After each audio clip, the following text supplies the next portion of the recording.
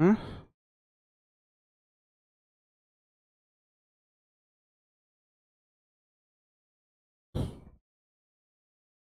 नमस्कार दोस्तों, मैं आपका साथी विपिन भाटी आप सभी का स्वागत करता हूं आज के अपने सेशन में, जो कि होने वाला है मेरे भाई आपका प्रेपोजिशन का। Good morning, good morning, good morning to all of you. उम्मीद करता हूं मेरे सभी दोस्त, सभी साथी। हमने गलत लगा दिया इसने जी। पीडीएफ तो गलत नहीं है, ठीक है। उम्मीद करता हूं मेरे सभी दोस्त, सभी साथी एकदम बढ़िया होंगे भाई, शानदार होंगे, मस्त होंगे।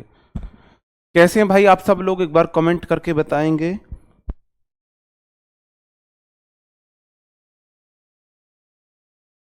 जी, कैसे हो भाई आप सब लोग, एक बार कमेंट करके बताएंगे क्या हालचाल हैं आपके। आज हम देखने वाले हैं, करने वाले हैं, समझने वाले हैं प्रेपोजिशन को। बहुत इंपॉर्टेंट टॉपिक है आपका, और याद करने की जो चीजें हैं, मतलब कि ये ऐसे है कि आप इसको वोकैब का पार्ट भी, मतलब वोकैब की तरह याद करने वाला पार्ट मान सकते हो। जैसे आपको वोकैब याद करनी पड़ती है, ऐसे ही आपको प्रेपोजिशन भी याद करनी पड़ती है। समझने वाली चीजें मैं समझा दूंगा, लेकिन याद करने वाली चीजें आपको याद करनी पड़ेंगी। पहले ही बता रहा हूं, नरेशन कंप्लीट है आपका। 4 क्लासेस इसकी कम से कम लगने वाली हैं, 3 से 4 क्लासेस। 3 लगेगी ही लगेंगी, 4 भी लग सकती है, और याद करने की चीजें इसमें ज्यादा हैं। याद करने वाली चीजों के लिए मैं आपको प्रेपोजिशन की लिस्ट दे दूंगा, वो आपको खुद याद करनी होंगी। ठीक है भाई, करें हम अपना सेशन शुरू। एक बार कमेंट करके मुझे बताएंगे प्रेपोजिशन क्या होता है। आप मुझे कमेंट करके बताएंगे प्रेपोजिशन क्या होता है। बहुत बढ़िया भाई, ऐसे ही हम भी बढ़िया हैं, ऐसे ही अच्छे रहो, बढ़िया रहो, मस्त रहो। ठीक है, बिल्कुल। एक बार मुझे बताएंगे प्रेपोजिशन क्या होता है, आप इसके बारे में क्या जानते हो, कितना जानते हो, कब से जानते हो, कैसे कैसे जानते हो, बताओ भाई क्या होता है प्रेपोजिशन। इसको शॉर्ट में हम प्रेपो भी बोल देते हैं।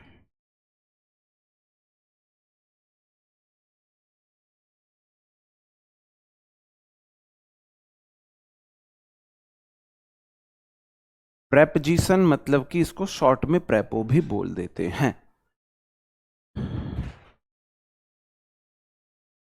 भाई हम कहीं क्यों नहीं पढ़ाएंगे, फिर आपको वोकैब पढ़ानी है। वोकैब में तो आपको और मजा आने वाला है। संबंध बोधक, संबंध सूचक, नाम से पहले यूज होने वाले वर्ड ऑफ टू होते हैं। प्रेपो के बाद ऑब्जेक्ट आता है, नाउन प्रोनाउन से पहले लगते हैं, 2 सेंटेंस को जोड़ता है। गलत।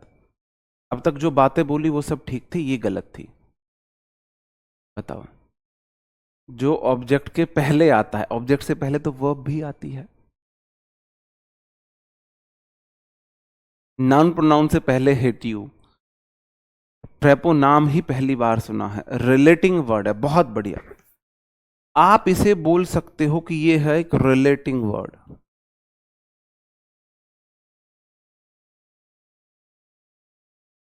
रिलेटिंग वर्ड है मेरे भाई। यह रिलेशन बताने का काम करते हैं, है ना। रिलेशन बता, संबंध बताता है। Principle of my school, teacher of my class, in the room, इस तरीके से रिलेशन बताते हैं। इसका अगर हम संधि विच्छेद करें, इसको हम बाइफरगेट करें, तो मेरे भाई प्री मतलब पहले, प्री मतलब बिफोर,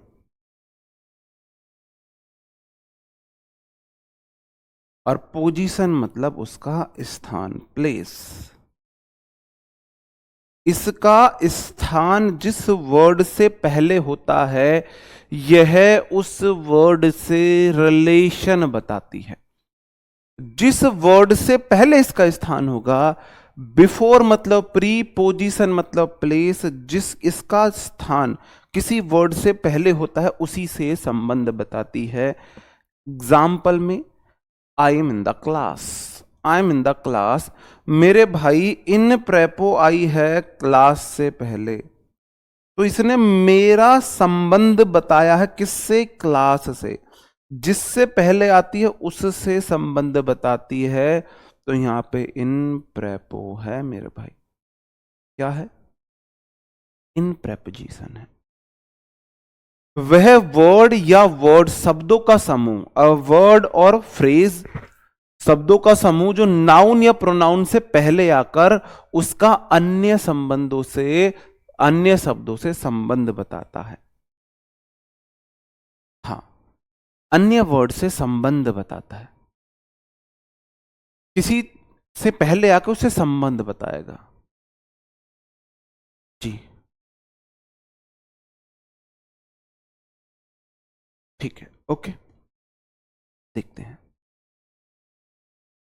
प्रेपोजिशन दो प्रकार की होती हैं, एक होती है एकेडमिक प्रेपोजिशन, एक होती है कॉम्पिटिटिव प्रेपोजिशन। एकेडमिक प्रेपोजिशन जो आपने हाई स्कूल इंटर में पढ़ी हो, और कॉम्पिटिटिव प्रेपोजिशन जो आपको कंपटीशन में ज्यादा पूछी जाने वाली है। हमको दोनों पढ़नी है, एक पढ़ के हमारा काम नहीं चल सकता, तो हमको दोनों ही पढ़नी पड़ेंगी। एकेडमिक प्रेपोजिशन भी हमको पढ़नी पड़ेगी और कॉम्पिटिटिव प्रेपोजिशन भी हमको पढ़नी पड़ेगी। ठीक है मेरे भाई, ओके। सबसे पहले देख लेते हैं कंफ्यूजिंग पेयर ऑफ प्रेपोजिशन। ऐसी प्रेपोजिशन जो हमको कंफ्यूज करती हैं, ये आपकी एकेडमिक प्रेपोजिशन होती हैं। ये आपने, ये 7th क्लास से स्टार्ट हो जाती है, 7th क्लास से ये स्टार्ट हो जाती हैं जी। 7th क्लास, हाँ भाई बात हो सकती है, बिल्कुल बात हो सकती है। आप मुझे टेलीग्राम पर, अगर कोई अर्जेंट बात है टेलीग्राम पे डीएम कर दीजिए, आप पूछ लेना आपके जो डाउट है।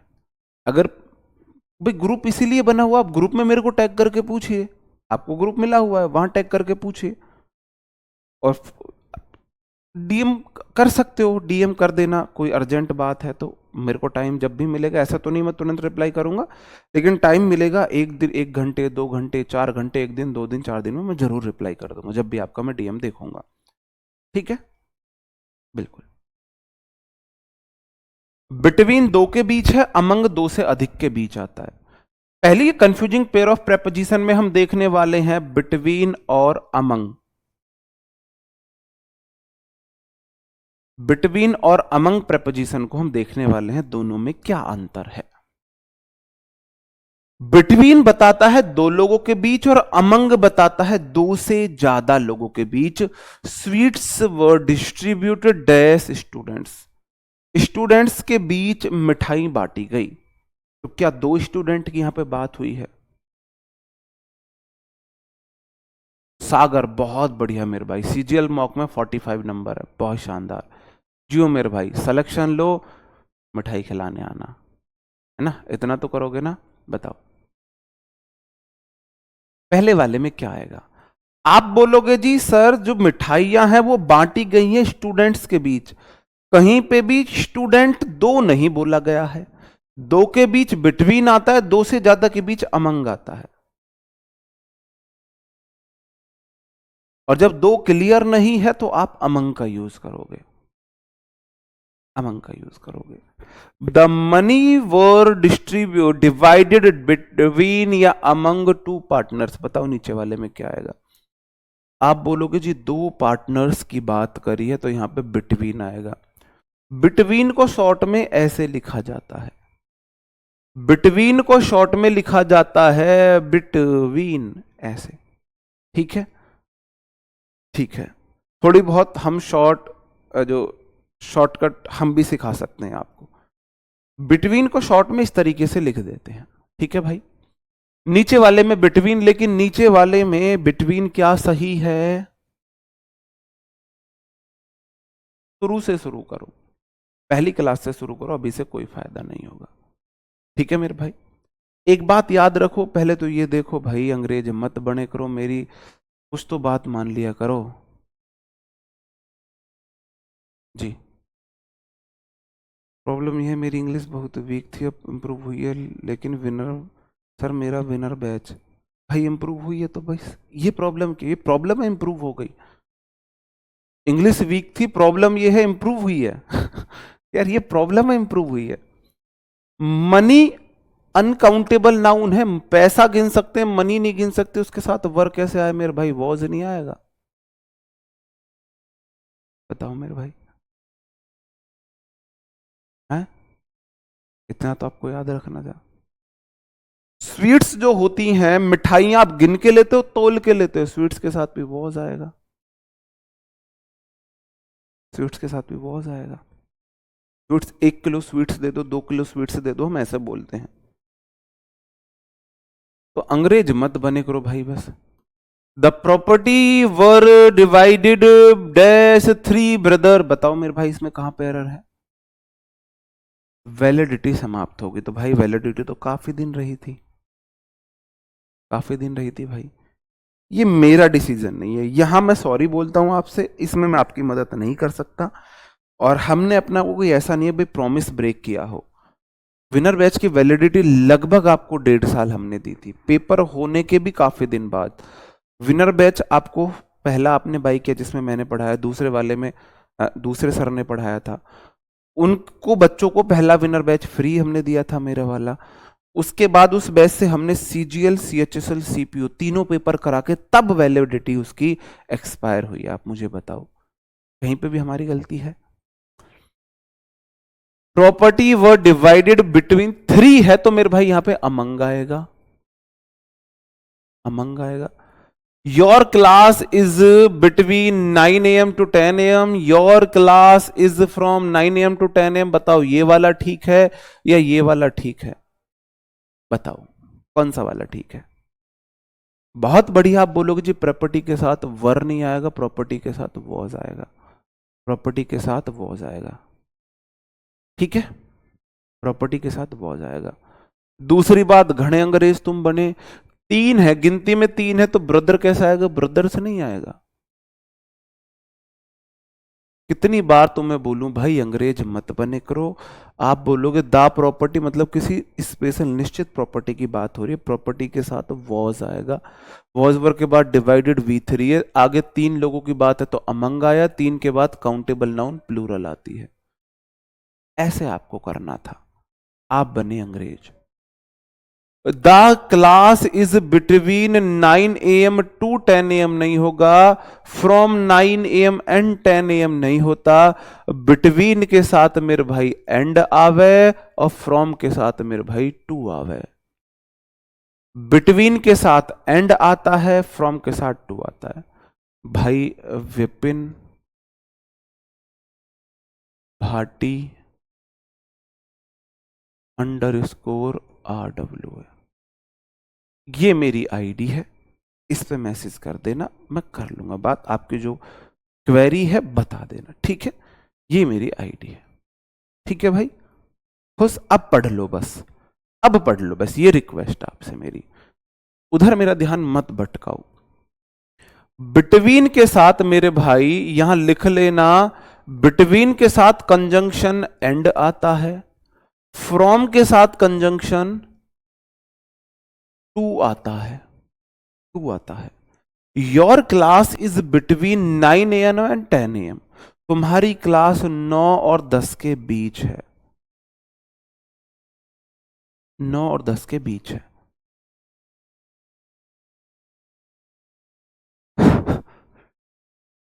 तुम्हारी क्लास 9 AM से 10 AM के बीच है, दोनों का मीनिंग है। तुम्हारी क्लास 9 AM और 10 AM तक है, 9 AM 10 AM के बीच है, 9 AM से 10 AM तक है। फ्रॉम मतलब से, 9 से 10 तुम्हारी क्लास है, 9 और 10 के बीच है, दोनों का ये मीनिंग है। फ्रॉम के साथ टू आता है, बिटवीन के साथ एंड आता है। There is no enmity between सबो, क्या लगाऊं, एंड लगाऊं टू लगाऊं, एंड लगाऊं या टू लगाऊं, आप मुझे बताओ, एंड लगाऊं या टू लगाऊं, बताओ मेरे भाई क्या लगाऊं। आप बोलोगे जी बिटवीन के साथ टू नहीं आवे, एंड आता है, एंड लगा दिया भाई हमने। सही है क्या ये? बताओ क्या ये सही है? क्या ये सही है? आप बोलोगे सर जी सही नहीं है। हम अंग्रेज नहीं बनेंगे, नहीं बनेंगे, नहीं बनेंगे। देयर के बाद वर्ब उसके बाद के नाउन पर डिपेंड करती है, तो कोई एनमिटी नहीं है, तो इज ठीक है। दुश्मनी को गिन नहीं सकते, दुश्मन को गिन सकते हो, दुश्मनी को नहीं गिन सकते, अनकाउंटेबल सिंगुलर नाउन है, इज ठीक है। बिटवीन के बाद, प्रेपोजिशन के बाद सब्बो यहां पे इसका ऑब्जेक्ट है, और इधर ऑब्जेक्ट है तो उधर भी ऑब्जेक्ट आएगा, मी आएगा। बिटवीन सब्बो एंड मी होगा। जी राम राम भाई। आर नहीं होगा, इज आएगा। लेकिन अगर एंड के इधर बिटवीन प्रेपोजिशन है, प्रेपो के बाद ऑब्जेक्टिव केस है, नाउन खुद ऑब्जेक्ट होती है, एंड के इधर ऑब्जेक्ट है तो इधर ऑब्जेक्ट नहीं आएगा। बिटवीन यू एंड मी नहीं बोलते। This matter should be between you and मी।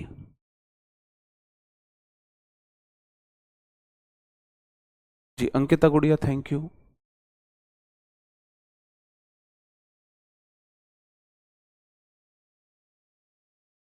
हाँ नहीं लिखना, मतलब नोट्स में मिल जाएंगे आपको, पीडीएफ में मिल जाएंगे, ठीक है, ओके। बिटवीन के साथ एंड कंजंक्शन का प्रयोग होता है, फ्रॉम के साथ टू कंजंक्शन का प्रयोग होता है। बस लिख दिया हमने भाई, ठीक है, क्लियर है, क्लियर है मेरे भाई, ओके। आगे बढ़ जाता हूं, इसने ही परेशान कर लिए, ओके भाई। अमंग और अमंगेस्ट देख लेते हैं। अमंग और अमंगेस्ट में कोई अंतर नहीं है। अमंग के बाद कॉन्सोनेंट साउंड आता है और अमंगेस्ट के बाद वॉवल साउंड आता है। अमंगेस्ट अस आपको देखना है, लेकिन ये वाला रूल ऑब्सोलीट हो चुका है, सो चुका है। जी लव यू टू मेरे भाई, ये अब चलन में नहीं है। अमंगेस्ट अस, अस को मैं आ लिखूंगा तो वॉवल साउंड के बाद अमंगेस्ट आता है। एक वर्ड होता है ऐसे ही अमिड, यहीं पे लिख दो अमिड, AMID। अमिड के बाद अनकाउंटेबल नाउन आती है।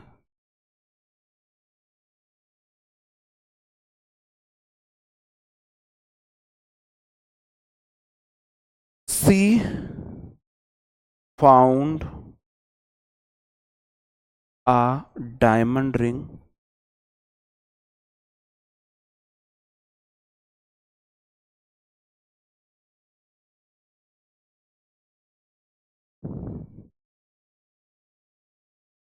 The garbage. आप मुझे बताएंगे यहां पे क्या आएगा? बिटवीन आएगा, अमंग आएगा, अमंगेस्ट आएगा, अमिड आएगा।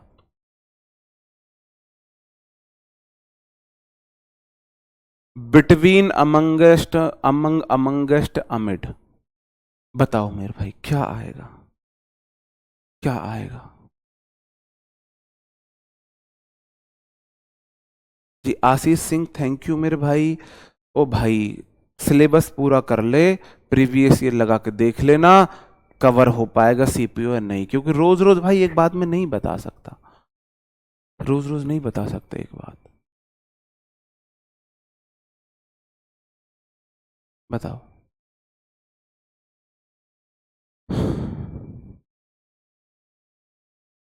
क्या आएगा मेरे भाई? आप बोलोगे सर जी अमिड आएगा, यहां पे अमिड आएगा। क्यों आएगा अमिड? क्योंकि गार्बेज जो है वो अनकाउंटेबल नाउन है। गार्बेज मतलब कूड़ा करकट, गार्बेज मतलब कूड़ा करकट, गार्बेज मतलब जो कबाड़ अबाड़ कबाड़ कूड़ा करकट होता है, ये अनकाउंटेबल नाउन होती है। तो कोई चीज है, दो किसी के बीच है, दो लोग हैं तो बिटवीन, दो से ज्यादा आता है अमंग, और अगर आगे वोवल साउंड है तो अमिड, और कोई चीज मिली है कूड़ा मतलब कि अनकाउंटेबल नाउन के बीच, तो अमिड का हम यूज करते हैं। अब मेरा आपसे नेक्स्ट क्वेश्चन है, सी यहां पे है, सी यहां पे है प्रोनाउन, फाउंड है वर्ब की सेकंड फॉर्म, आ है आर्टिकल, डायमंड क्या है? रिंग है नाउन, अमिड है प्रेपोजिशन, द आर्टिकल, और गार्बेज अनकाउंटेबल नाउन। मेरा क्वेश्चन है यहां पे डायमंड क्या है? मेरा क्वेश्चन है यहां पे डायमंड क्या है? डायमंड की पार्ट ऑफ स्पीच आपको मुझे बतानी है, क्योंकि पुरानी चीजें मेरे को साथ साथ आपको लेके चलनी है। बताओ, डायमंड की पार्ट ऑफ स्पीच आप मुझे यहां पे बताएंगे। डायमंड किस चीज का फंक्शन कर रहा है? डायमंड नाउन है, प्रोनाउन है, एडजेक्टिव है, वर्ब है, एडवर्ब है, प्रेपोजिशन है, कंजंक्शन है, क्या है? परवीन बैसोया, जियो भाई, बिल्कुल ठीक आंसर है आपका। कन्हैया लाल ठीक है भाई। भीम सिंह ठीक है। यस गलत है भाई। यश छलरिया गलत है। चारू गुड़िया ठीक है। विष्णु ठीक है। रोशनी ठीक है। माही गलत है। हितेश ठीक है भाई। एकता ठीक है गुड़िया। निशा ठीक है। विवेक ठीक है भाई। पूजा कुमारी गलत है। ये हर्ट और विद पता नहीं क्वेश्चन मार्क ठीक है भाई आपका भी। डायमंड एक नाउन होता है वैसे तो, लेकिन वर्ड अपने नाम से नहीं अपने काम से जाना जाता है। कोई भी इंसान अपने नाम से नहीं अपने काम से जाना जाता है। अंकित नाम इतना कॉमन है, आपको हर फैमिली में एक अंकित मिल जाएगा, लेकिन क्या अंकित नाम वो लोग फेमस हुए? नहीं।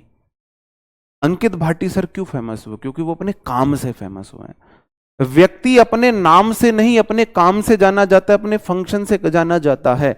अभी हमने इतना काम नहीं किया, मतलब कि फंक्शन ऐसे नहीं हुए कि हम भी विपिन भाटी इंग्लिश वाले फेमस हो जाए। होंगे हम भी एक दिन, वो हम होंगे कामयाब एक दिन। भाई यहां पे डायमंड फंक्शन कर रहा है एडजेक्टिव का। कैसे? मेरे भाई आर्टिकल बोलता है मैं नाउन के लिए आता हूं, तो रिंग तो नाउन है, और रिंग तो लोहे की भी हो सके, चांदी की भी हो सके, सोने की भी, प्लेटिनम की भी, डायमंड की भी। तो इसने रिंग के बारे में बताया, रिंग डायमंड वाली थी, तो यहां पे डायमंड एडजेक्टिव का फंक्शन कर रहा है। ये सब बातें मैं आपको पढ़ा चुका हूं। अगला क्वेश्चन है बिसाइड और बिसाइड्स। ये हमको स्टूडेंट्स को बड़ा कंफ्यूज करते हैं, बिसाइड और बिसाइड्स। बिसाइड मतलब बगल में, बी साइड बराबर में, हो जाओ साइड में आ जाओ, बगल में आ जाओ। और बिसाइड में एस अतिरिक्त है तो ये फालतू वाला है, के अतिरिक्त। इसका मतलब है इन एडिशन टू, के अतिरिक्त, फालतू में, एक्स्ट्रा में, के अलावा, के अलावा। बिसाइड मतलब बगल में, और बिसाइड में एस जोड़ दिया फालतू, तो ये अतिरिक्त वाला हो जाएगा। Beside clothes sandals were also bought by her. कपड़ों के अलावा सैंडल्स भी उसके द्वारा खरीदी गई। कोई लेडी कपड़ों के बगल में सैंडल खरीदेगी, कपड़ों के अलावा सैंडल खरीदेगी? मेरा क्वेश्चन आपसे है। लड़कियों, माताओं, बहनों, आप सैंडल के अतिरिक्त कपड़े खरीदोगी, सैंडल के बराबर में कपड़े खरीदोगी? बताओ क्या होना चाहिए? बिसाइड क्लॉथ्स आना चाहिए, बिसाइड्स क्लॉथ्स आना चाहिए। आप बोलोगे सर जी कपड़ों से अलग सैंडल भी खरीदे, कपड़ों के अलावा खरीदे हमने तो, जितने जोड़ी कपड़े उतने जोड़ी सैंडल्स। एक ऑब्जर्वेशन करना आप, कि आप अभी बेरोजगार हो, आपके पास एक जोड़ी चप्पल, एक जोड़ी शूज होंगे, या दो जोड़ी हो जाएंगे, जैसे मैं, एक जोड़ी स्पोर्ट्स शूज है, एक जोड़ी फॉर्मल शूज है, और एक ही जोड़ी सैंडल है। और फिर आप ऑब्जर्वेशन करना कि आपकी जो बहन है या वाइफ है उसके पास कितने सैंडल्स हैं। कलर के हिसाब से सैंडल्स होंगे भाई, कलर के हिसाब से। जितने की हमारी पूरी पार्टी के लिए ड्रेस तैयार होती है, कोट पैंट सूट तैयार होते हैं पूरा, इतने के तो इनके सैंडल आती हैं भाई। क्योंकि इनको हर इतने रुपए का बजट तो इनके सैंडल्स का होता है। आप सोच के देख लो, हर ड्रेस के लिए अलग सैंडल्स होती है ना? होती है, होती है। जैसे मैंने ये चीज ऑब्जर्व की थी कि हम टूर पे गए, तो भाई मैंने तो एक जोड़ी स्लीपर रख लिए। हम जैसे फैमिली टूर पे गए, स्लीपर रख लिए मैंने तो। एक जोड़ी चप्पल, जूते बाद में, पहले चप्पल चाहिए, और एक जोड़ी शूज रख लिए। और फिर जब मैंने अपनी फैमिली में लेडीज देखी, भाई साहब, उन्हें एक बैग तो सैंडल्स उनसे ही भर लिया। ठीक है, रिवीजन भी होगा। अगला, beside momos she also ate burger. Momos से अलग बर्गर भी खागी। बिसाइड मोमोज, मोमोज के बराबर में बर्गर खाए या मोमोज से फालतू बर्गर भी खाए? मोमोज से फालतू बर्गर भी खाए। छोड़ो, मैं ये बात नहीं मान सकता, बिलीव ही नहीं कर सकता। वो ऐसा है ना, अभी अभी हमारे फैमिली में शादी हुई, तो मेरी कजिन की शादी हुई, सिस्टर की शादी हुई थी, तो 21 जोड़ी सैंडल्स दिए गए थे। 21 जोड़ी सैंडल्स, 21 जोड़ी सैंडल्स में तो शायद 21 जोड़ी जूते में शायद हम पूरी जिंदगी निकाल सकते हैं। शायद पूरी जिंदगी में 21 जोड़ी शायद खरीद पाए, ना खरीद पाए। शायद पूरी जिंदगी में खरीद पाते हो हम 21 जोड़ी। भाई मोमोज से अलग, मोमोज के बराबर में नहीं खाए थे, मोमोज से अलग खाए होंगे। मोमोज से बराबर में नहीं, अलग खाए होंगे। A beautiful girl was sitting beside me in the examination hall. Examination hall में मेरे बगल में एक सुंदर लड़की बैठी थी। बिसाइड ठीक है या बिसाइड्स आएगा? बताओ, बिसाइड आएगा, बिसाइड्स? अ ब्यूटीफुल गर्ल, एक सुंदर लड़की, वॉज सिटिंग, बैठी हुई थी, बिसाइड मतलब बगल में, बगल में। मेरी बगल में बिल्कुल बैठ सकते, यहां वाला बिसाइड ठीक है, यहां वाला बिसाइड ठीक है।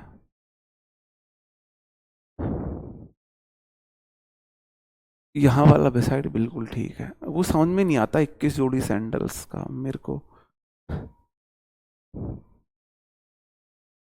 बिसाइड यहां वाला ठीक है। अब हम देखते हैं अक्रॉस और थ्रो में अंतर। अक्रॉस का मतलब है आपने किया है क्रॉस, इस पार से उस पार, नदियों पार सजनदा ठाणा, किते कौन जरूरी जाना। नदियों पार सजन का ठाणा मतलब ठिकाना है, और बहुत जरूरी आपका जाना है। तो ये रोड है। आप अगर किसी चीज को आर पार करते हो तो अक्रॉस आता है। एक तरफ से दूसरी तरफ, आप इस तरफ से होके इस तरफ पहुंचे हुए हो, इस तरफ से होके इस तरफ पहुंचे हो। और थ्रो होता है किसी चीज से होके गुजरना। Through forest, through tunnel, through, इस तरीके से हम बोला जाता है, थ्रो से होकर गुजरना। I can swim dash river, बताओ, मैं रिवर से होके तैर सकता हूं, रिवर को पार कर सकता हूं तैर के, बताओ। I can swim across the river, across. हमने बहुत नदी पार करी, हमारे गांव में नहर है भाई एक। मतलब 10 साल में इतना बड़ा बदलाव मैंने देखा है एंड्रॉइड फोन आने से। इन फोन से पहले की लाइफ और अब की लाइफ में जमीन आसमान का अंतर है। मतलब बचपन हमने जिया है, जो बचपन तुम सोचते होगे वो बचपन हम जी के आए हैं। गर्मियों में सुबह 7 बजे उठना, यार दोस्तों के साथ बाहर जाना उस काम के लिए, फिर रनिंग करके आना, आते ही चटनी, छाछ से रोटी का नाश्ता डायरेक्ट, फिर यार दोस्तों के साथ निकल गए नहर में नहाने। भाई 2 घंटे 3 घंटे नहर में नहा रहे हैं, हम बिल्कुल काले शाम हो गए, शामू बोलने लगे हमको, बिल्कुल काले हो गए हम, सांवले हैं अब तो, जब बिल्कुल काले, क्योंकि नहर का पानी ठंडा बहता हुआ, उसमें नहाए, ठंड लगी, आकर रेत में लौट गए, गर्म हो, ऊपर से धूप सेक रहे हैं। आज हमको विटामिन डी की कमी होती है, जब विटामिन डी एक्सीड हो जाती थी हमारी बॉडी में, एक्सीड होती थी, फिर वापस से नहर में नहा के, तैरते तैरते थक गए, भैंस की पूंछ पकड़ी, भैंस में डंडा मारा, भैंस हमारी नाव है, भैंस बहुत तेज तैर रही है, मजे ही मजे थे। आजकल के बच्चे क्या, इनका, आज के बच्चे फोन में अपना बचपन फोन में बिता रहे, तरस आता है भाई, फोन में अपना बचपन बिता रहे हैं। सुबह नहर में नहा के वापस आके फिर क्रिकेट खेल रहे हैं 7-8 मैच, दोपहर में फिर नहर में नहा रहे हैं, फिर पेड़ पर चढ़ के जामुन वामुन आम वाम खा रहे हैं, नमक लेके जा रहे हैं पॉकेट में रख के, वहीं कच्ची आम वो तोड़ी है और ब्लेड से छील के आम, फिर कच्चे आम खाएं, फिर नहर में नहा रहे हैं। शाम का टाइम फिर भैंस ले जा रहे हैं नहर में, फिर नहा रहे हैं। शाम को फिर क्रिकेट खेल लें। आजकल के बच्चों का तो the train past dash the tunnel, जो ट्रेन है ये टनल है हमारा। जो ट्रेन है भाई साहब छुक छुक करती हुई टनल से होके गुजरेगी, टनल से होके गुजरेगी तो मेरे भाई थ्रो आएगा। टनल से होके गुजरेगी, दूसरे वाले में थ्रो आएगा। क्या आएगा? थ्रो आएगा। बिल्कुल। हाँ जी। पढ़ाई कब करते थे? आपको मैं एक बहुत बहुत बहुत ही टाइम वेस्ट हो जाएगा, वरना मैं आपको बात ऐसी बताता ना रियल लाइफ से जुड़ी हुई, तो जो आपके लाइफ में बहुत काम आती, बहुत काम आती, बताता हूं। हाँ जी। कम अक्रॉस का मतलब होता है मीट सडनली, अचानक मिलना। कम अक्रॉस, ये आप यहीं पे देख लेना। और कम अक्रॉस से, हाँ, और घर में मार पड़ती थी। जब नहर में नहाते हैं ना तो ऐसे ना सफेद सफेद सी फफूंद सी जम जाती है चेहरे पे, तो साबुन गिलास से काट के साबुन का टुकड़ा लेके जाया करते थे छुपा के।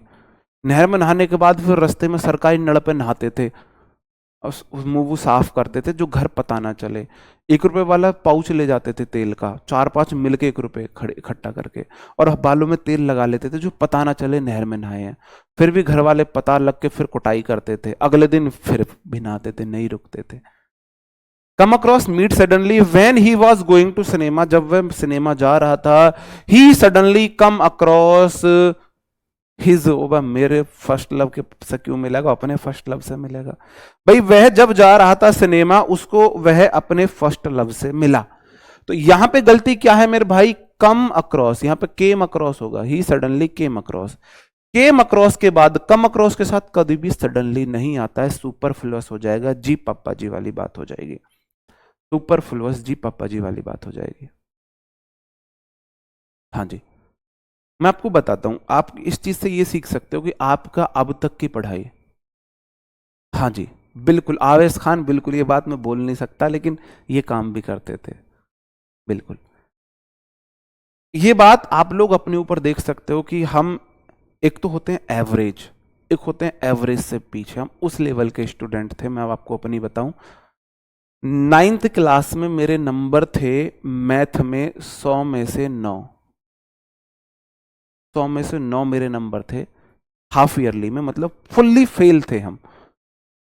जो क्लास टीचर था, सरकारी स्कूल में पढ़े थे, क्लास टीचर से ट्यूशन पढ़े 2 महीने, इसलिए कि वो पास कर देगा।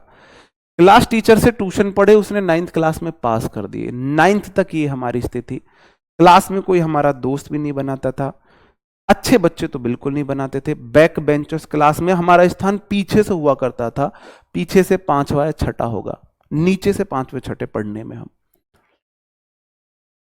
और 10th के बाद फिर हमने अपनी पढ़ाई शुरू करी।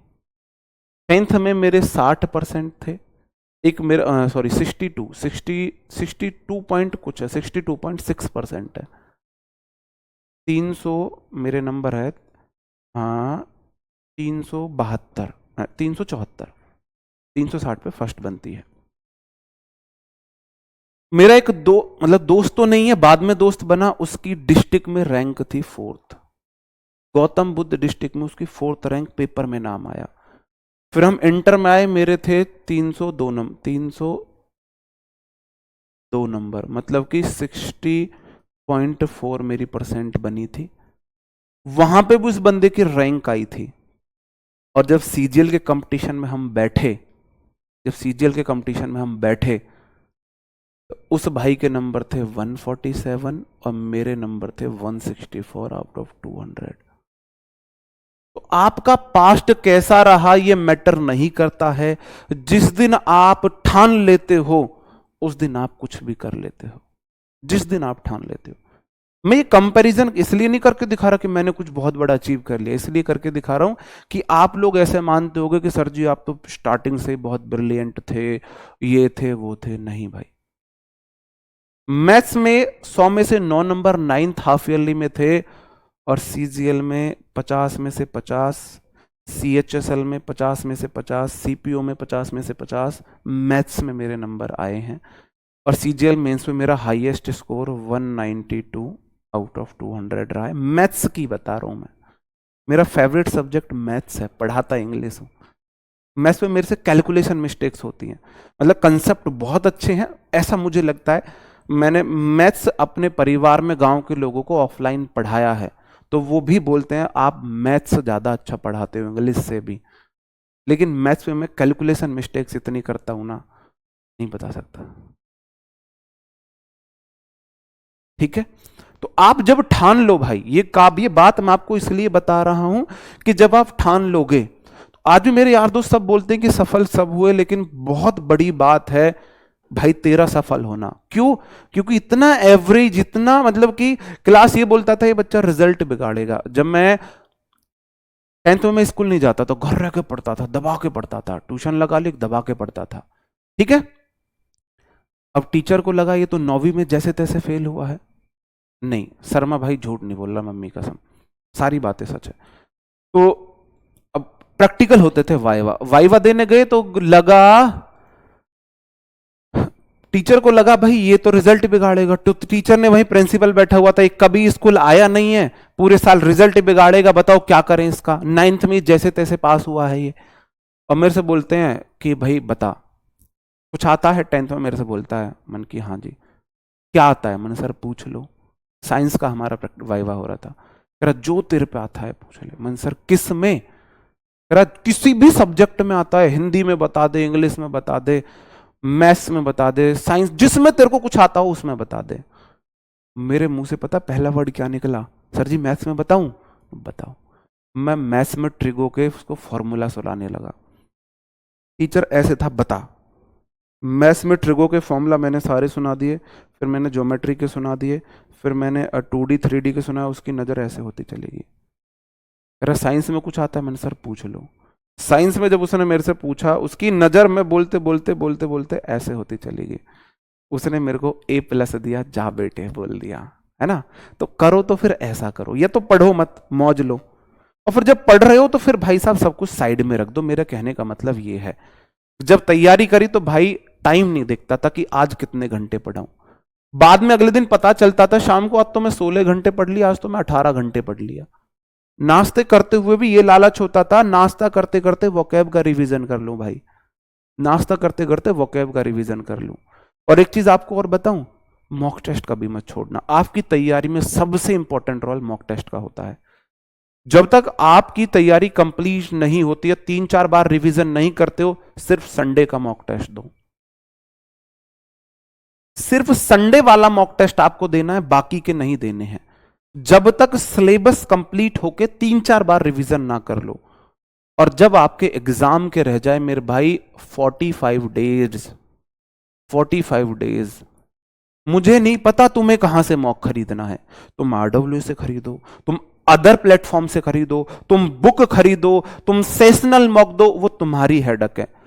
पर डे तुम्हें एक मॉक देना है, पर डे। 45 दिन पेपर के रहने के बाद पर डे तुम्हें, तुम बोलना नहीं चाहिए मेरे को, तुम्हारे घर में किसी जानवर की मौत भी हो जाए ना, तुम्हें मौक जरूर देना है उस दिन। मौक मत छोड़ देना, बस कुछ भी करना, ठीक है, कुछ भी करना, मौक मत छोड़ना। फिर 45 दिन लगातार तुम्हें एक मौक देना है। मैं तो 2 देता था। जब एग्जाम के 25 दिन 30 दिन रह जाते थे ना, मैं पर डे 2 मौक देता था। मन ही नहीं लगता था मौक दिए बगैर। एक सुबह एक शाम, एक सुबह एक शाम। ऑन होता है कोई चीज किसी के ऊपर है। आज थोड़ी मैंने आपको तैयारी की बातें बताई, लेकिन सारी बातें वो मेरी इंडिविजुअल ये नहीं थी कि मैं अपनी कुछ तारीफ करूं, वो बातें इसलिए थी कि आप कुछ सीख सको। आप लाइफ में अगर डिमोटिवेटेड हो तो कुछ मोटिवेशन ले सको, कुछ मोटिवेशन ले सको। और बाद में मैंने उनको पढ़ाया है कंपटीशन में जिनके मैथ्स में 96 आउट ऑफ 100 थे। उनको फिर मैंने मैथ्स पढ़ाया कंपटीशन का बाद में। जिनके 96 आउट ऑफ 100 थे और उनसे ज्यादा मार्क्स लेके आऊं। तो आप जब ठान लो आपका बैकग्राउंड अभी कैसा रहा है कोई मैटर नहीं करता, अब आप कैसे हो, आपकी पहली लर्निंग हैबिट्स ने आपको यहां तक पहुंचाया है, आपकी यहां की लर्निंग हैबिट्स आपको आगे ले जाएंगी। मेरी पहली लर्निंग हैबिट्स ने मेरे को पहुंचाया था 100 में से 9 नंबर पे 9th में, और मेरे 10th करने के बाद 12th करने के बाद ग्रेजुएशन में भी फिर हम ऐसे ढीले रहे, थोड़े से पढ़ाई वढ़ाई कम की। कंपटीशन में आने के बाद जो मैंने लर्निंग हैबिट्स अपनी बदली, उन्होंने आज मेरे को आपके सामने खड़ा किया है कि मैंने 5 गवर्नमेंट जॉब क्लियर की, फाइनल मेरिट में क्लियर करके, और फिर मैं आज आपके यहां हूं, आपके सामने हूं। ठीक है, तो मैटर करता है आप कब अपनी लर्निंग हैबिट सुधारते हो। रिजल्ट लर्निंग हैबिट्स, कल की लर्निंग हैबिट्स यहां तक लेके आई हैं, अब की लर्निंग हैबिट्स आगे ले जाएंगे। और हाँ जी बिल्कुल 6 महीने में अच्छी तैयारी हो गई थी। अपॉन बोलता है गति की अवस्था में the phone is dash the table, on आएगा अपॉन आएगा, ऑन आएगा अपॉन आएगा, ऑन आएगा अपॉन आएगा। हाँ 90 आए थे, अब नहीं बनते क्वेश्चन, क्योंकि क्वेश्चन भाई अब मेहनत करनी है। मैथ्स आपको उस दिन इंप्रूव हो जाएगा जिस दिन आप एक क्वेश्चन को 2 से 3 तरीके से करना शुरू कर दोगे। एक क्वेश्चन आप 2 तरीके 3 तरीके से सॉल्व कर पाओगे, उस दिन मैथ्स अच्छा हो जाएगा। ठीक है भाई, ऑन स्थिर अपॉन अवस्था, गति अवस्था में आता है। मैं अपने आप को लकी इसलिए मानता हूं, मैंने अच्छे से बचपन जी लिया, जो भी वो जी के, फिर हम बाद में सुधर गए। ये हुआ the phone is on the table आएगा, on the table. Phone table के ऊपर है, ये टेबल मान के चलो, फोन टेबल के ऊपर मेरे भाई स्टेबल है, स्टेबल है, फोन टेबल के ऊपर स्टेबल है। और मेरे भाई the lion jump dash the deer, जो लायन था, शेर था, वो हिरन के ऊपर जंप मारेगा। क्या आप जंप कर सकते हो स्टेबल में? स्थिर अवस्था में जंप कर सकते हो क्या? स्थिर अवस्था में जंप कर सकते हो क्या? जंप करने के लिए आपको मोशन में आना, मैं देखो जंप कर रहा हूं भाई साहब, मैं मोशन में आया ना, गति की अवस्था में आया ना, मैं जंप करोगे, गति की अवस्था में जाओगे तो मेरे भाई अपॉन आएगा। दोनों का मतलब ऊपर है, दोनों का मतलब ऊपर है। फॉन टेबल के ऊपर रखा है और शेर डियर के ऊपर जंप किया है, लेकिन मोशन में ऊपर के लिए अपॉन लगाते हैं, स्टेबल कंडीशन में ऊपर के लिए ऑन लगाते हैं। अभी सिलेबस नहीं हुआ, मॉक दो, बिल्कुल दो, नंबर का मारे कोई फर्क नहीं पड़ता, मॉक देना है, मॉक देना है, बिल्कुल देना है। टारगेट बनाना है, मेरे पिछले मॉक से ज्यादा नंबर आने चाहिए।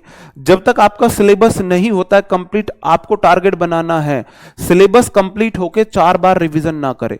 मैं अब आपको वो बात बता रहा हूं, आपके मैंने अभी ज्यादा मैसेजेस हैं कि सर हमें बता दो, प्लीज बता दो, इसलिए बीच में बता रहा हूं। बात को बहुत ध्यान से सुनना। जब तक आपका सिलेबस कंप्लीट नहीं होता है, जब तक सिलेबस कंप्लीट नहीं होना है, जब तक आपको अपने मॉक्स में मार्क्स देखने हैं। भाई आपके इस बार 100 में से 40 है ना, ये मत परेशान हो मेरे 40 हैं, कोई फर्क, अभी खुशी बनाओ, सिलेबस कंप्लीट नहीं है, अभी 40 है। सिलेबस कंप्लीट होने के बाद 3-4 बार रिवीजन करने के बाद 10-15 मॉक टेस्ट लगाने के बाद फिर कितना अच्छा स्कोर आएगा मेरा। तो नेक्स्ट मॉक टेस्ट में आप अपना स्कोर टारगेट करो, भाई मेरे 44 या 45 आए। हर वीक आपको मॉक टेस्ट में अपने 3 से 4 मार्क्स बढ़ाने हैं। जब आपका सिलेबस कंप्लीट हो जाए, आप 3 से 4 बार सिलेबस कर लो, उसके बाद आपको फोकस करना है रैंक पे, कि आपकी रैंक मिनिमम बता रहा हूं मेरे भाई 5% में होनी चाहिए। सिलेबस कंप्लीट होने के बाद आपकी रैंक अंडर 5% में होनी चाहिए। 1000 लोगों ने अगर मॉक दिया है तो मेरे भाई आपकी रैंक 5/100 करोगे, 50 रैंक के अंडर होनी चाहिए। रैंक का टारगेट बना के चलना है सिलेबस कंप्लीट होने के बाद। सिलेबस कंप्लीट होने के बाद 2-3 बार रिवीजन करने के बाद टारगेट आपका रैंक होना चाहिए। सिलेबस नहीं होता है टारगेट आपका, हर मॉक में आपको मार्क्स बढ़ाने हैं। सिलेबस कंप्लीट होने के बाद आपको रैंक पे टारगेट करना है कि कोई भी मॉक दे रहे हो मेरी रैंक कम से कम 5% में तो आए, फिर 4% में, 3% में, इस तरीके से। ठीक है, जब तक सिलेबस नहीं होता है सिर्फ एक मॉक दो, फुल मॉक दो। आज थोड़ी सी ना ज्यादा बातें हो गई, मैं आगे बढ़ जाता हूं। अंडर और ओवर समझ लो। अंडर कोई चीज नीचे है, ओवर कोई चीज ऊपर है। द बिल्ड सरफेस टचिंग नहीं है। ये मेरे भाई ये टेबल है, यहां पे बिल्ली बैठी हुई है कैट। जब कैट का सरफेस टचिंग नहीं है तो अंडर है, और कोई चीज ऐसे सरफेस टचिंग नहीं है तो ये ओवर है। अंडर ओवर सरफेस टचिंग नहीं होता है। The bridge was build dash the river. जो ब्रिज है वो ये नदी बह रही है, तो मेरे भाई ब्रिज बोला जाता है ये जो ऊपर वाला पार्ट है वो नदी को टच नहीं करता है, तो ओवर द ब्रिज आएगा, over the river. The pen is lying dash the table. जो पेन है वो चेयर के ऊपर पड़ा हो सकता है, चेयर के ऊपर बिना सरफेस टच किए, या तो ऑन द टेबल बोलो, लाइंग ऑन द टेबल। जो पेन है टेबल के ऊपर पड़ा हुआ है भाई। क्या पेन बिना सरफेस टच करे पड़ा हो सकता है? नहीं हो सकता। अगर सरफेस टचिंग है तो नहीं है तो नीचे पड़ा हो सकता है, नीचे पड़ा हो सकता है पेन, तो मेरे भाई अंडर लिखोगे। क्या लिखोगे? अंडर लिखोगे। अंग्रेज नहीं बनना था मेरे भाई, ठीक है, अंग्रेज नहीं बनना। द ब्रिज मेरा क्या है? सब्जेक्ट है। वॉज के बाद वर्ब की थर्ड फॉर्म आती है, पैसिव वॉइस है। ब्रिज नहीं बना, ब्रिज को बनाया गया था, ब्रिज को बनाया गया था। तो मेरे भाई बिल्ड तो V1 है, बिल्ड बिल्ट बिल्ट आएगा। अंग्रेज नहीं बनने का, बिल्ड नहीं आएगा, बिल्ट आएगा। क्या आएगा? बिल्ट आएगा मेरे भाई। ठीक है, क्वेश्चन कितने भी हो कोई फर्क नहीं पड़ता, आपको ये देखना है बस मेरा धीरे धीरे स्कोर बढ़े। और एक साथ आप इंग्लिश और मैथ्स लेके चलो स्टार्टिंग में, और रीजनिंग। जीएस एक साथ मत लो, जीएस बाद में करो।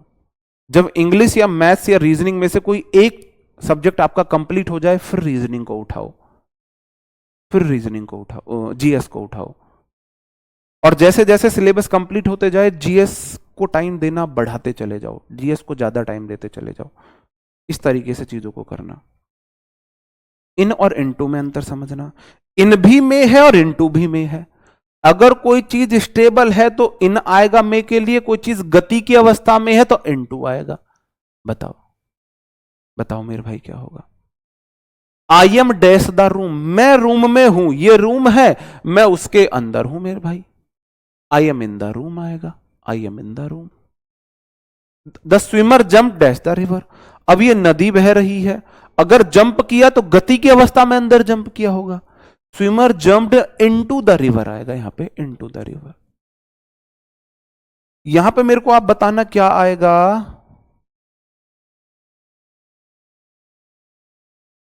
The teacher came the class. The teacher came dash the class.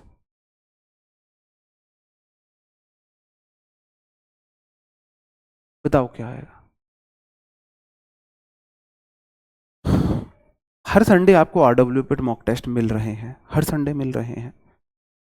अभी तो आपको यही देने, मैंने तो बाद में बोला है, सिलेबस कंप्लीट होकर रिवीजन करने के बाद फिर आपको पर डे मॉक टेस्ट देने हैं।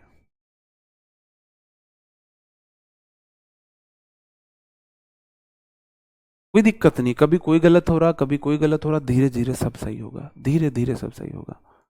बताओ इन आएगा इनटू आएगा? The teacher came in the class या इनटू द क्लास? क्या टीचर क्लास में बिना गति करे आ सकता है? टीचर ऐसे खड़ा हुआ और टीचर में कोई पावर आई और बिना गति करे क्लास में आ गया? नहीं, टीचर क्लास में आएगा, गति करके आएगा, मोशन में आएगा, तो इनटू आएगा। केम वर्ड ने बताया, ये वर्ब बताएगी वर्ब कैसी है। वर्ब ये एक्शन वर्ब है, एक्शन हुआ है, गति की अवस्था में हुआ है, तो इनटू आया है। यहां पे जंप्ड ने बताया, जंप आप बिना मोशन में आए नहीं कर सकते हो। ऑन टाइम इन टाइम आपसे क्वेश्चन यहां से नहीं पूछा जा सकता, मैं गारंटी दे रहा हूं। ऑन टाइम बिल्कुल टाइम पर, इन टाइम समय रहते। ऑन टाइम बिल्कुल टाइम पे, इन टाइम समय रहते। क्लास 9 बजे होती है मेरी, तो मैं 9 से पहले क्लास स्टार्ट नहीं कर सकता। मैं 8:59 पर क्लास स्टार्ट नहीं कर सकता, मैं क्लास 9 बजे ही स्टार्ट कर सकता हूं, या 9 के बाद कर सकता हूं। तो मेरे भाई on time, exam on time he start होते हैं। आपका एग्जाम था 9 बजे से, क्या 8:50 पे आप एग्जाम स्टार्ट कर सकते हो? नहीं कर सकते, नहीं कर सकते। ऑन टाइम का मतलब है बिल्कुल समय पर, और इन टाइम का मतलब है जैसे कि आपको एग्जामिनेशन हॉल जाना था, आपको बोला गया था भाई रिपोर्टिंग टाइम है 8:30 का, तो क्या आप एग्जैक्ट 8:30 जाओगे? आप 8:20 पे, 8:25 पे, 8:15 पे वहां पहुंचने की कोशिश करोगे। इन टाइम मतलब समय रहते, थोड़ा सा समय से आगे पीछे, आगे पीछे। जैसे मीटिंग चल रही है, तो मेरे भाई I will reach in time, मैं मीटिंग में टाइम से पहुंच जाऊंगा। मीटिंग 4 बजे से थी मान के चलो, तो 4 की मीटिंग लगभग 4:05 से शुरू होगी, तो आप 4:04 पर पहुंच सकते हो, 4:03 पर, या 3:50 55 पर पहुंच जाओ। तो इन टाइम मतलब समय रहते। तो एक बात यह है कि भाई अब यहां पे सेंस नहीं बन सकता ना, where is the examination centre on time बोल दो भाई, मैं तो समय से पहुंच गया भाई, तो इसको तो कोई गलत नहीं बना सकता। अपॉन वाला, या नदी के ऊपर थोड़ी ना कूदोगे, नदी में अंदर जंप करोगे। इन मतलब में के सेंस में, नदी पे जंप किया, नदी में जंप किया, आपने नदी में जंप किया है ना, नदी में, इन आएगा। ये बहुत इंपॉर्टेंट है, यहां पूछा जाता है बाई किसी व्यक्ति के द्वारा और विद किसी औजार या हथियार से। विद किसी औजार या हथियार से, बाई किसी पर्सन द्वारा, या फिर बाई आता है पैसिव वॉइस में, और किसी हथियार औजार से। मैं लिख रहा हूं ना पेन से, I am writing with pen, by pen नहीं आता। ये बहुत कंफ्यूज करता है, इसको स्टार बना लो, जितने चांद इस पे लगा सकते हो लगा दो। वेरी मोस्ट इंपॉर्टेंट है, किसी हथियार औजार के लिए आप विद का यूज करते हो, विद का यूज करते हो, ठीक है। The snake, snake was killed, was, snake को मारा गया, किसी व्यक्ति ने मारा है तो बाय द मैन। उसने मारा किससे? एक छड़ी से मारा है तो विद द स्टिक आएगा। आपको अगर कोई हथियार औजार को जोड़ना है तो विद लगाओ, किसी व्यक्ति को जोड़ना है तो बाई लगाओ। I was beaten dash her, मेरे को पीटा गया उसके द्वारा, कोई व्यक्ति है तो बाई लगाओ। वैसे भी पैसिव वॉइस है, वॉज वर के बाद V3 पैसिव वॉइस है, बाई लगा के ऑब्जेक्ट बनाते हैं। और टंग्स तो मेरे भाई हथियार के रूप में यूज करा, चिमटा से पीटा भाई मैं, तो मैंने विद लगा दिया, मैंने विद लगा दिया। बताओ। हाँ? नहीं जी, प्रिंस कुमार, अच्छा कॉम्प्लीमेंट है भाई। कुछ भी बोलो पर क्लास लग लेते टाइम ऐसा लगता है जैसे मूवी देख रहा हूं, इंटरेस्ट बन जाता है। थैंक यू मेरे भाई।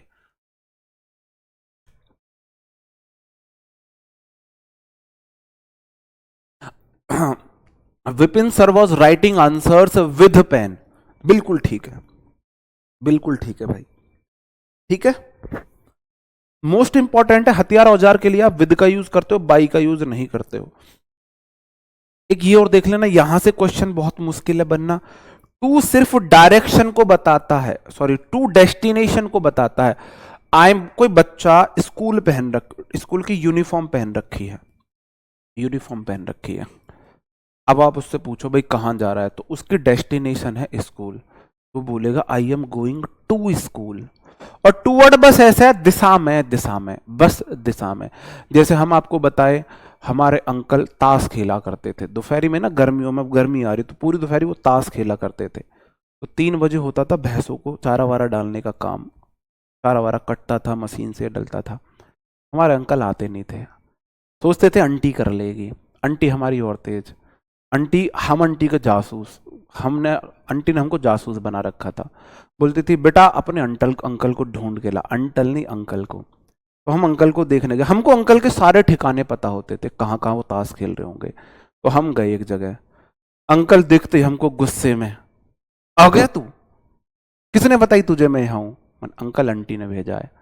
अंकल चले गए, कोई बात नहीं। अगले दिन अंकल ठिकाना बदल दिया, तो हम भी पूरे, क्योंकि सीआईडी हैं हम, तो हम ठिकाने ढूंढते थे। अच्छा ये ठिकाना इस मोहल्ले में नहीं, उस मोहल्ले, अंकल दूसरे मोहल्ले में जाकर खेल रहे हैं, तो हम पूछते थे सबसे। अंकल देखे थे तो ऐसी चैन जुड़ती थी ना, लोग बताते चले जाते थे, हाँ वो इधर की तरफ गए हैं। क्या बोलते थे? इधर की तरफ गए हैं। तो हम उधर पहुंच गए। फिर वहां कुछ लोग बैठे हुए हैं, अंकल को देखा था, हाँ इस तरफ ही गए हैं। तो तरफ समझ रहे हो? Direction. Your uncle was going toward that मोहल्ला, उस मोहल्ले की तरफ जाते हुए तुम्हारे अंकल को देखा था, उस मोहल्ले की तरफ। तो टूवर्ड बताता है सिर्फ direction. Rohit was going to office, भाई साहब वह ऑफिस जा रहा है, यहां उसकी डेस्टिनेशन ऑफिस है। किसी रास्ते से घूमता फिरता कैसे ही जाए, जाएगा office. She was going toward the bus stop, इसका मतलब है वह बस स्टॉप की तरफ जा रही है।